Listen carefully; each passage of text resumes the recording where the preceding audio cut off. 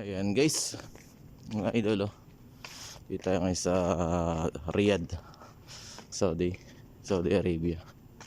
So pasok tayo, lakad lang, kakahingal kalating oras ng lakaran. Kasi kung magsasakyan ka, napakalayo, iikot pa. Pero pag nilakad mo lang, kalating oras. Araw-araw yan guys. Mainit na dito, sobrang init na, kaya kailangan nakatakip ang muka para hindi umitim ng gusto. Ayan guys, ayan, yan yung mga bahay dito, kudrado lang, pero gaganda. Pero pag napasok ka sa loob, maganda talaga dito. Kahit mahirap, magaganda bahay. Hindi katulad sa Pilipinas, hirap talaga. May ginagawa naman bahay, no? Bago na naman yan ginagawa. Ito naman pagkakayari, kudrado lang, pero pagpasok mo naman sa loob niyan, yan, lakad tayo guys. Layo ng ating sina. Ayan, nagawa bago, lalim. Ilang tao yung nakalubog.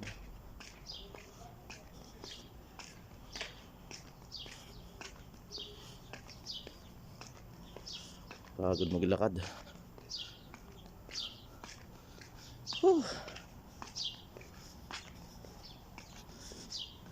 Hindi lang, pero mga 5 minutes na lang nasa ship na tayo. Tuloy kayo na pa tayo naglalakad. Let's go.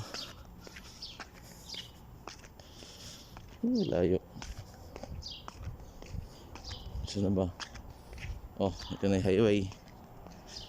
Oh, ayun na guys yung highway. Malapit na tayo sa shop.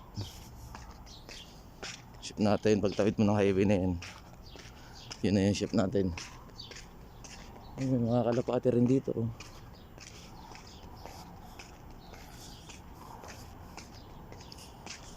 Parang Pilipinas din dito sa Saudi.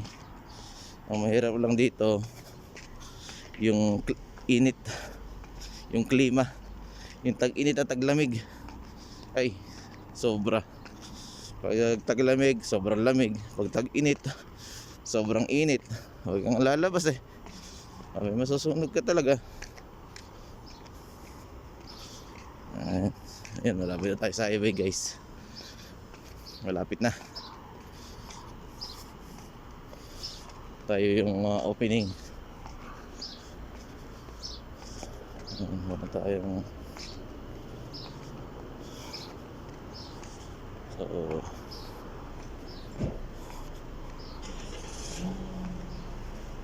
umaga pa naman. Punta tayo ng bakery. Kasi yung bakery ng tinapay. Anong oras pa ba? 7:46, 43. So bili tayo ng tinapay muna.